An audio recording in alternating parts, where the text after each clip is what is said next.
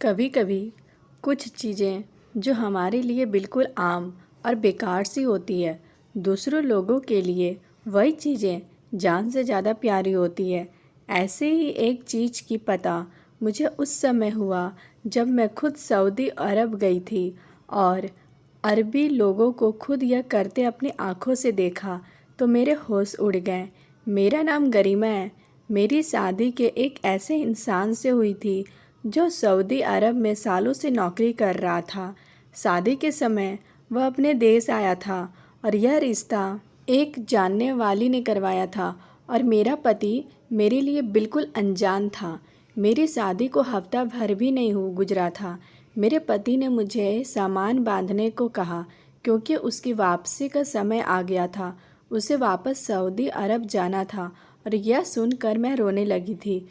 अभी तो हमारी शादी को एक हफ्ता ही गुजरा था और मेरा पति विवेक मुझे अकेला छोड़कर जा रहा था। मैं उसके बगैर कैसे रहूँगी? हमने तो एक दूसरे को ठीक तरह से जाना भी नहीं था। मैं अपनी ज़िंदगी अपने पति के साथ गुजारना चाहती थी। मेरी बात सुनकर वह कहने लगा, मजबूरी है, मेरी वहाँ नौकरी है और मैं ज़्यादा समय यहाँ नहीं रह सकता वरना मेरी नौकरी खतरे में पड़ जाएगी। वैसे तो मैं 1 महीने की छुट्टियों पर आया था, लेकिन कंपनी अचानक मेरी छुट्टियां कैंसिल करके मुझे वापस बुला लिया है।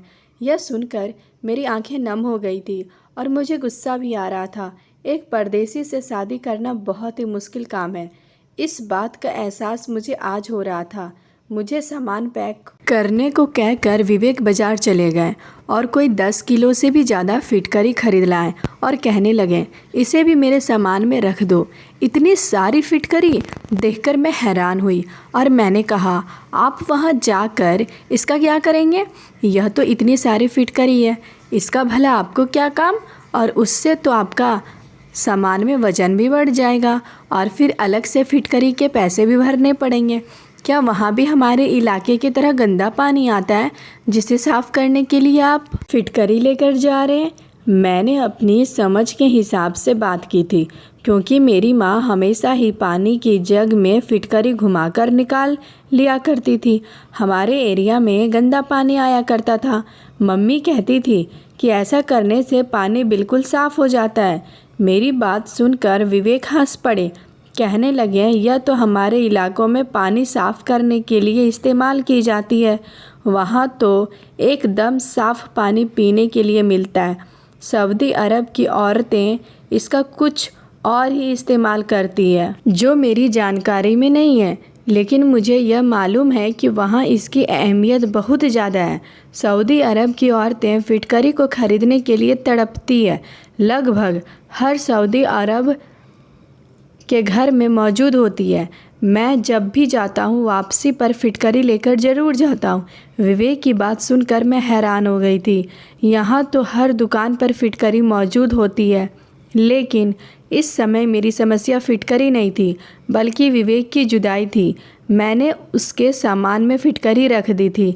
मैंने रोते हुए विवेक से कहा, जितनी जल्दी हो सके मुझे भी अपने पास बुला लेना। मेरे आंसू रोकने का नाम ही नहीं ले रहे थे। अभी तो हम दोनों ने अपनी खूबसूरत ज़िंदगी की शुरुआत की थी और इतनी जल्दी जुदाई का समय भी आ गया था। पति के बगैर ससुराल में रहने का सोचकर मुझे अंदर से घुटन महसूस हो रही थी। मुझे इस तरह रोता देखकर विवेक कहने लगे, तुम ज़्यादा परेशान ना हो, वहाँ जाकर मैं तुम्हें बुलाने का इंतज़ाम कर लूँगा। मैं जानती थी यह सब झूठ बहाने हैं, लेकिन सिवाय आंसू बहाने के मेरे पास कोई और रास्ता नहीं था। मेरी सास ने तो मेरे आंसुओं को भी ड्रामेबाजी बता दिया था। उनका कहना था, मैं भी तो सालों से अपने बेटे की जुदाई बर्दाश्त कर रही हूँ। खैर, विवेक मुझे छोड़कर चले गए थे, लेकिन जब भी उनका फ़ोन आता, उनकी माँ फ़ोन पर उनसे मेरी ना जाने कितनी बुराइयाँ करती थी। वह उन सब बातों से तंग आ गए थे। विवेक भी मेरे बिना तड़प रहे थे। वह रोज़ फ़ोन मुझसे बात करते और कहते, गरिमा, तुम्हारे बिना दिल नहीं लगता, तुम्हारी बहुत याद आती है। तुम्हारे साथ बिताए वह पल दिल में गुदगुदी करते हैं, लेकिन अगले ही पल दिल को उदास भी कर देते हैं। और फिर एक दिन उन्होंने मुझे बताया कि वह मुझे अपने पास सऊदी अरब बुला रहे हैं। वह सारी कार्यवाही कर चुके हैं। उन्होंने मेरे पेपर भी भेज दिए हैं। यह सुनकर जहां मैं खुश हो रही थी, वहीं मेरी सास के चेहरे का रंग बदल गया था। लेकिन मैंने उनको नज़रअंदाज करके जल्दी जल्दी जाने की तैयारी शुरू कर दी थी। मैंने विवेक से पूछा, क्या आपके लिए भी कोई सामान लेकर आऊं? विवेक ने मुझे भी अपने साथ 15 किलो फिटकरी लाने को कह दिया था। यह सुनकर मैं हैरान हुई। अभी कुछ ही समय पहले तो विवेक 10 किलो फिटकरी लेकर गए थे। 15 किलो फिटकरी तो बहुत ज़्यादा होती है। मेरा अपना सामान भी अच्छा खासा था, ऊपर से 15 किलो फिटकरी रखने की वजह से मुझे बहुत ज़्यादा वज़न के वजह से पैसे चुकाने पड़े। और मैं सोचने लगी, पता नहीं इतनी सारी फिटकरी का यह सऊदी अरब की औरतें क्या करती है। मेरे लिए इतना भारी सामान संभालना मुश्किल हो रहा था। कुछ घंटे के सफ़र के बाद मैं सऊदी अरब अपने पति के पास पहुंच गई थी। एयरपोर्ट पर विवेक को देखकर मेरी खुशी की हद नहीं थी। मगर मेरे पति ने मुझे पहला सवाल यही पूछा था, तुम फिटकरी लेकर आई हो ना? उनके यह बात सुनकर मेरा दिल टूट गया। उन्हें मुझसे ज़्यादा फिटकरी की चिंता थी, जबकि मैं इस मिलन के लिए बहुत ही बेताब थी। मैंने खामोशी से फिटकरी की थैली निकालकर उन्हें दे दी, लेकिन ना जाने वह किसको दे आए थे। वापसी पर उनके पास काफ़ी ज़्यादा पैसे थे। वापस आकर वह मुझसे बहुत मोहब्बत से पेश आए। मुझे इस बारे में सवाल पूछने का मौका ही नहीं मिला और फिर मैं बाद में भूल गई थी वह फिटकरी का आखिरी करते क्या हैं। आखिर विवेक, तुम फिटकरी किसको देकर आए थे? मैं विवेक के संगत में सब कुछ भूल गई थी। सच कहूँ तो मुझे विश्वास ही नहीं आ रहा था। विवेक ने मुझे अपने पास बुला लिया है। 1 महीना मैंने अपने पति के साथ बहुत ही अच्छा गुजारा था, लेकिन 1 महीने के बाद ही मेरे पति कहने लगे, अब तुम्हें यहाँ रखना मेरे लिए मुमकिन नहीं है। बेहतर यही होगा कि तुम वापस लौट जाओ। विवेक की बात सुनकर मेरे सर पर आसमान गिर पड़ा। मैंने कहा, यह आप कैसी बातें कर रहे हैं? आपके बगैर वहाँ मेरी ज़िंदगी क्या है? मैं तो अपने सब रिश्तेदारों को कह आई हूँ कि अब मैं हमेशा आपके साथ रहूँगी। वैसे भी मैं वहाँ जाकर क्या करूँगी? वह कहने लगे, यहाँ के खर्चे बहुत ज़्यादा हो गए हैं और घर भेजने के लिए पैसे नहीं बच रहे हैं। मुझे अपनी माँ बहनों का खर्चा भी उठाना है। मेरी माँ बार बार पैसों के लिए फ़ोन कर रही है। मेरे यहाँ होने से मेरे सारे पैसे यहीं खर्च हो जाते हैं। मैंने नाराज़गी से कहा, अगर ऐसी बात है तो फिर मैं यहाँ कोई नौकरी कर लेती हूँ। मैं अपना खर्चा खुद उठा लूँगी। लेकिन अब मैं तुम्हें छोड़कर वापस नहीं जाऊँगी। मैं वहाँ अकेले ज़िंदगी नहीं गुजार सकती। मेरी बात सुनकर विवेक कहने लगे, तुम्हें भला क्या काम आता है? तुम क्या नौकरी करोगी? बहुत सोचने के बाद मैं विवेक से कह दिया, मुझे लोगों के घरों का काम ही क्यों ना करना पड़े। मैं कर लूँगी, मगर वापस नहीं जाऊँगी। विवेक को मेरी बात मजाक लगी थी, लेकिन मैं आसपास के फ्लैट वालों से कहकर कुछ अरबी औरतों के घर का काम तलाश कर लिया था। इस 1 महीने में मेरी काफ़ी लोगों से जान पहचान हो गई थी, क्योंकि हम जिस जगह रहते थे वहाँ ज़्यादातर हिंदुस्तानी परिवार रहते थे और इस समय मेरी जान पहचान वाली मेरे काम आई थी। 2 अरबी औरतों ने मुझे अपने घर खाना पकाने के काम पर रख लिया। मेरी जान पहचान वाली फैमिलीज ने मुझे बताया कि अरबी लोग भारतीय लोगों के हाथ का खाना बहुत पसंद करते हैं और भारतीय औरतों का खाना पकाने के लिए रखना उनकी सबसे पहली पसंद होती है। 2 घरों में एक साथ काम मिलने पर मेरी खुशी की कोई हद ना रही। मुझे सिर्फ खाना पकाने के लिए ही अच्छे खासे रियल मिल रहे थे, जिसमें आसानी से अपने पति के साथ रह सकती थी। शादी से पहले मैंने बहुत सारे कुकिंग कोर्सेज भी किए हुए थे, जिसमें अरबी और तुर्की खाने भी सीखे थे और अब यही बात मेरे काम आने वाली थी। रात को जब मेरे पति विवेक घर लौटे और मैंने उन्हें बताया कि मुझे 2 अरबी औरतों के घर में खाना पकाने के लिए रख लिया है, तो मेरी बात सुनकर वह हैरान रह गए और कहने लगे, तुमने तो सच में ही काम ढूंढ लिया है, लेकिन मैं तुम्हें दूसरों के घर जाकर काम करने की अनुमति नहीं दे सकता। विवेक ने मेरी सारी खुशी खाक में मिला दी, लेकिन मैं इतनी आसानी से हार मानने वाली नहीं थी। विवेक की बात सुनकर मैं ज़ोर ज़ोर से रोने लगी। मेरे आंसुओं ने विवेक के दिल को मोम कर दिया। अब खुद भी विवेक मेरे बगैर नहीं रहना चाहते थे। मैं अच्छी तरह जानती थी कि मेरी सास उन पर मुझे वापस भेजने के लिए दबाव डाल रही है, इसलिए वह मजबूरन वापस भेज रहे हैं। मचाया कि विवेक ने मुझे काम करने की अनुमति दे दी। मेरी खुशी का कोई ठिकाना नहीं रहा, क्योंकि अब मैं विवेक के साथ हमेशा रह सकती थी। मैंने खुशी में विवेक के गले में अपनी बाहों का हाल डाला और मोहब्बत का इजहार किया। अगले दिन विवेक दफ्तर जाते हुए कह गए, अगर तुम्हें काम समझ आए तो ही करना, वरना पहले ही दिन वापस आ जाना। मैंने उन्हें दिलासा दिलाया और उनके आते ही घर के सारे काम जल्दी जल्दी निपटाए और फिर मेरी पड़ोसन मुझे अरबी औरतों के घर ले गई। घर क्या था, आलीशान महल थे। मैं तो देखकर हैरान ही रह गई थी। दोनों ही अरबी औरतें बहुत अच्छी थी और मिलनसार तबीयत की भी थी। उन्हें हिंदी समझ आती थी, लेकिन बोली नहीं जाती थी। उन्होंने इशारों से मुझे समझा दिया मैं उन्हें किस तरह का खाना पका कर दूं। पहले ही दिन मैं किचन में एक अजीब बात देखी। एक बहुत बड़े डिब्बे में ढेर सारी फिटकरी के टुकड़े पड़े हुए थे।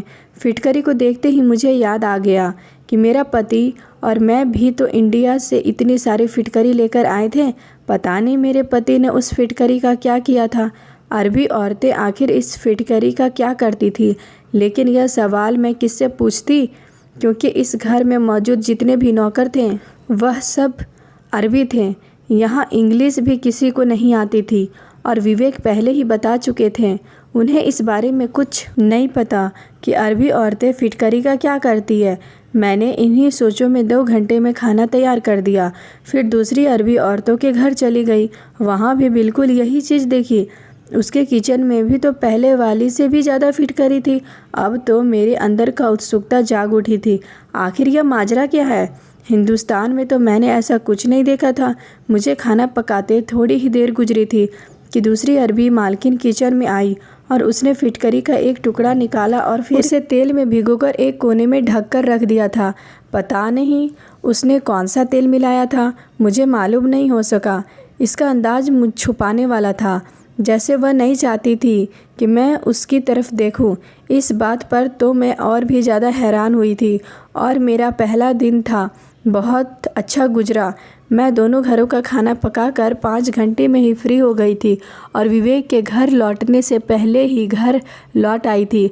खाना पकाने का मुझे हमेशा ही से ही बहुत शौक़ था, इसलिए यह काम मुझे बिल्कुल भी भारी मालूम नहीं हो रहा था। शाम को विवेक घर आए तो मुझसे ढेरों सवाल पूछ लिए। मैंने उन्हें दिलासा दिलाया कि काम बहुत अच्छा है और मुझे किसी भी तरह की कोई तकलीफ़ नहीं है। वह चाहे तो मेरी सारी तनख्वाह अपनी माँ के पास भेज सकते हैं। मुझे बस आपका साथ चाहिए। मैं आपके साथ कैसे भी गुजारा कर लूँगी। मेरी बात पर विवेक हल्के से मुस्कुरा दिए।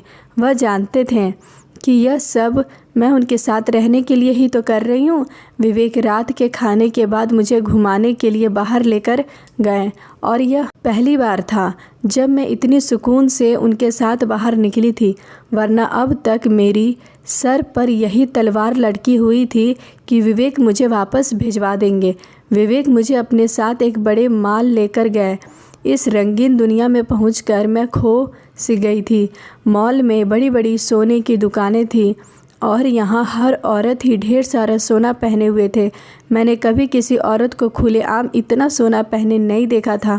मैंने अब तक यही समझा था कि सऊदी अरब में रेगिस्तान के अलावा और कुछ नहीं होता, लेकिन यह तो बहुत ज़्यादा तरक्की कर रहा था और आज पहली बार मैं यह सब देख रही थी। मुझे खरीदारी करवा कर विवेक एक दोस्त मिल गया। वह ऑफिस का ही था, उसके साथ उसकी पत्नी भी थी। उन लोगों ने बहुत ही मिलनसारी का इजहार किया और जब उन्हें पता चला कि मैं शादी के बाद पहली बार हिंदुस्तान से यहाँ आई हूँ, तो उन्होंने मुझे और विवेक को अपने घर अगले दिन रात को खाने पर बुला लिया। वह लोग भी अरबी थे, लेकिन उनकी हिंदी काफ़ी अच्छी थी और लोगों के बहुत ज़्यादा जोर डालने पर विवेक ने यह दावत स्वीकार कर ली थी। मैं इस दावत के लिए बहुत ज़्यादा एक्साइटेड थी क्योंकि वहाँ आकर किसी के घर दावत पर मैं पहली बार जा रही थी। अगले दिन मैंने दोनों अरबी औरतों के घर खाना पकाया और वापस आते ही जल्दी जल्दी तैयार हो गई। विवेक कहकर गए थे कि वह जल्दी ही काम से लौट आएंगे और फिर हम दावत के लिए चलेंगे। विवेक के आते ही हम दोनों उनके दोस्त के घर के लिए निकल गए। उनके दोस्त और उनकी पत्नी ने बहुत ही अच्छे से हमारा स्वागत किया। उनका एक छोटा सा प्यारी सी बेटी भी थी जिसे देखते ही मुझे उसे पर प्यार आ गया था।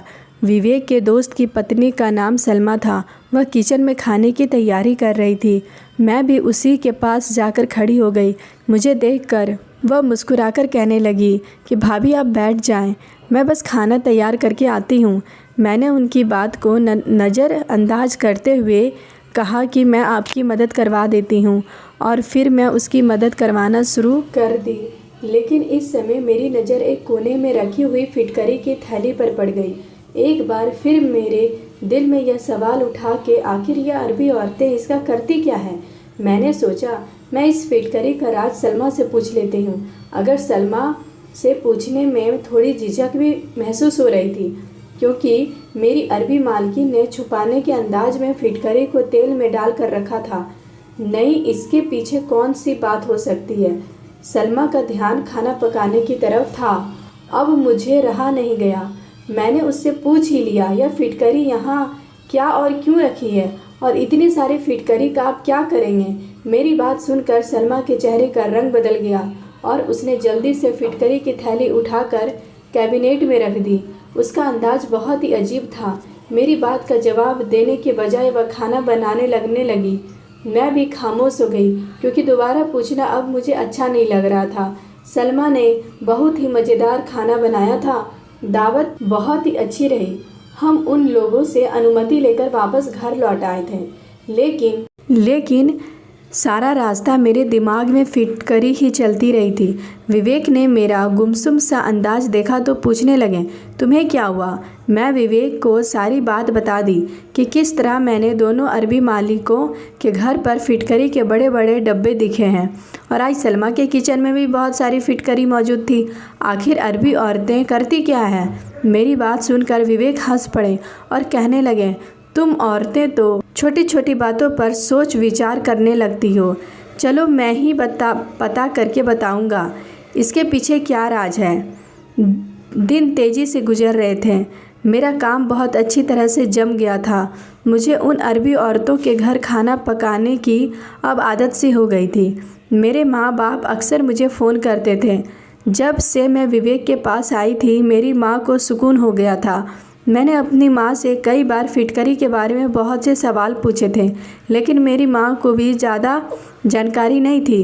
फिटकरी में तेल मिलाकर क्या किया जा सकता है, इस बात मेरे लिए बहुत ज़्यादा हैरान कर देने वाली थी। मैं सऊदी अरब जाकर पूरी तरह सेट हो गई थी। अब मुझे हिंदुस्तान वापसी की कोई चिंता नहीं थी। मेरा काम बहुत ही अच्छा चल रहा था। दोनों अरबी मालिक ने मेरा ख्याल रखी थी। मेरे खाने की बहुत ज़्यादा तारीफ़ करती थी। खाना भी बहुत ज़्यादा नहीं बनाना पड़ता था। 3-4 तरह के खाने थोड़ी थोड़ी मात्रा में पकाने होते थे। कुछ दिन गुजरे कि एक दिन विवेक दफ्तर से लौटे तो मेरे हाथ पकड़कर बैठ गए और कहने लगे, आज मैं तुम्हारी परेशानी ख़त्म कर देता हूँ और तुम्हें फिटकरी का राज बताता हूँ। लेकिन अरबी औरतें यह नहीं चाहती थी कि यह राज कभी किसी को पता चले क्योंकि फिटकरी का यह इस्तेमाल उनके पुराने ज़माने से चला आ रहा है और वो इसे अपने तक ही सीमित रखना चाहती है। इसलिए सलमा भाभी ने भी तुम्हें इस बारे में कुछ नहीं बताया था। विवेक की बात सुनकर मुझे और भी ज़्यादा उत्सुकता होने लगी थी। आखिर इस फिटकरी से ऐसा क्या किया जा सकता है जो इस कदर छुपाने वाली बात है। विवेक कहने लगे, हर जगह की अपने रस्म व रिवाज होते हैं और इसी तरह हर जगह अलग अलग टोटके और इलाज होते हैं। तुम भी जब से यहाँ आई हो तुमने बहुत सारी चीज़ें ऐसी देखी है जो हिंदुस्तान में नहीं होती और जो चीज़ हिंदुस्तान में होती है वह यहाँ नहीं होती है। इसी तरह फिटकरी का जो हिंदुस्तान में किया जाता है वह बिल्कुल ही अलग है, जबकि अरबी औरतें इससे बिल्कुल अलग तरह का फ़ायदा हासिल करती है जो हैरान कर देने वाला है। और अगर हिंदुस्तानी औरतों को उसके बारे में जानकारी हो जाए तो हर घर में यह फिटकरी का ढेर नज़र आने लगेगा। मैंने विवेक को घूस कर देखा और कहा कि अब बता भी दो, इतनी पहेलियाँ बुझाएंगे। मेरी बात सुनकर विवेक ने मुझे एक ऐसा राज बताया जिसे सुनकर मैं दंग रह गई। अपनी 22 साल जिंदगी में मैं आज तक फिटकरी का ऐसा इस्तेमाल नहीं सुना था। मैंने हैरानी से विवेक से पूछा, आप सच कह रहे हैं? मैंने विवेक कहने लगे, हाँ बिल्कुल सच। यह बात मैंने अपनी एक अरबी दोस्त से पूछी है और उसने मुझे यह सारी बात बताई है। मेरे दोस्त वही हैं जिसे मैं हिंदुस्तान से फिटकरी लाकर महंगे दामों में बेच देता हूँ। मेरे पति विवेक ने मुझे बताया कि अरबी औरतें पहले एक ख़ास तरह का तेल तैयार करती है जो उन्होंने अपने बुजुर्गों से तैयार करना सीखा है। नारियल के तेल में कुछ और सामान मिलाकर यह तेल तैयार किया जाता है। इस तेल को लगभग 2 महीने तक रख कर तैयार किया जाता है। रात को तेल वाली फिटकरी को पीस कर इस्तेमाल किया जाता है। अरबी औरतें हर रात को यह तेल अपने पेट और नाभि पर लगाते हैं और उनका मानना है कि इस तरह उसके पास बहुत ही होनहार बच्चा पैदा होगा। जो अरबी औरतें पूरी लगन से फिटकरी के पाउडर का इस्तेमाल करती है उन्हें बेटे की पैदाइश होती है। यह बात मेरे लिए बहुत ही अनोखी थी और सच में विवेक ने ठीक कहा था। अगर हिंदुस्तानी औरतों को इस बारे में पता चल जाए तो सब की सब औरतें इसी टोटके का इस्तेमाल करना शुरू कर देगी। मगर मुझे यह समझ नहीं आ रहा था कि अरबी औरतें इस बात को इतना छुपाती क्यों हैं। मेरी बात सुनकर विवेक कहने लगे, हर किसी के अपने तौर तरीके होते हैं और ज़्यादातर औरतें बताना भी नहीं चाहती है कि वह बच्चा पैदा करने के लिए यह टोटका इस्तेमाल करती है। उन्हें लगता है किसी को बताने से उनका टोटका खराब हो जाएगा। विवेक की बात सुनकर मैं अफसोस भरे शब्दों में कहा, मेरे पास तो आप फिटकरी नहीं है और ना ही मुझे तेल बनाने का तरीका आता है। मेरी बात सुनकर विवेक हंस पड़े और कहने लगे, मुझे इस बच्चे की इच्छा है, चाहे वह बेटा हो चाहे बेटी, मुझे कोई फ़र्क नहीं पड़ता। विवेक की सोच जानकर मुझे बहुत ही खुशी हुई थी कि दूसरे मर्दों की तरह उन्होंने बेटे की इच्छा जाहिर नहीं की थी। मैं अभी तक दोनों घरों में काम कर रही थी और कुछ ही दिनों में मेरी दोनों मालकिनें प्रेग्नेंट हो गई थी। मैंने अपने तौर पर खुद से ज़्यादा ख्याल रखने लगी थी और हैरत की बात यह थी कि मेरी दोनों मालकिनें ने ही बेटे को ही जन्म दिया था। शायद उनका बनाया गया तेल सच में कारगर था। कुछ ही दिनों में भगवान ने मुझे भी खुशखबरी दे दी थी, लेकिन मैंने ऐसा कोई तेल इस्तेमाल नहीं किया था। फिर भी भगवान ने मेरी झोली में बेटी की खुशी डाल दी थी। बेटा या बेटी, यह सब भगवान के हाथ में, लेकिन हम इंसान हमेशा अपने तौर पर टोटके करते रहते हैं। अरबी औरतें भी ऐसे ही टोटकों के चक्कर में फंस पड़ी थी। मैं यह बात तो नहीं जानती थी कि कितनी अरबी औरतें इस फिटकरी को तेल के टोटकों से जानकार है, लेकिन यहाँ तक मैंने देखा है ज़्यादातर अरबी औरतों के घर फिटकरी मौजूद थी। क्या आप लोग भी बेटे के लिए किसी ऐसे टोटके का इस्तेमाल करते हैं या आपने अपने आसपास के बेटे की इच्छा में इस तरह के जादू टोने टोटके या बाबाओं के पास जाते हैं? कमेंट बॉक्स में ज़रूर बताइएगा। वीडियो अच्छी लगी हो, कहानी अच्छी लगी हो तो एक लाइक कर दीजिएगा और मेरे चैनल पर अगर आप नए हो तो हमारे चैनल को सब्सक्राइब कर लीजिएगा दोस्तों। कल मिलते हैं एक नई कहानी के साथ, तब तक अपना ख्याल रखिएगा।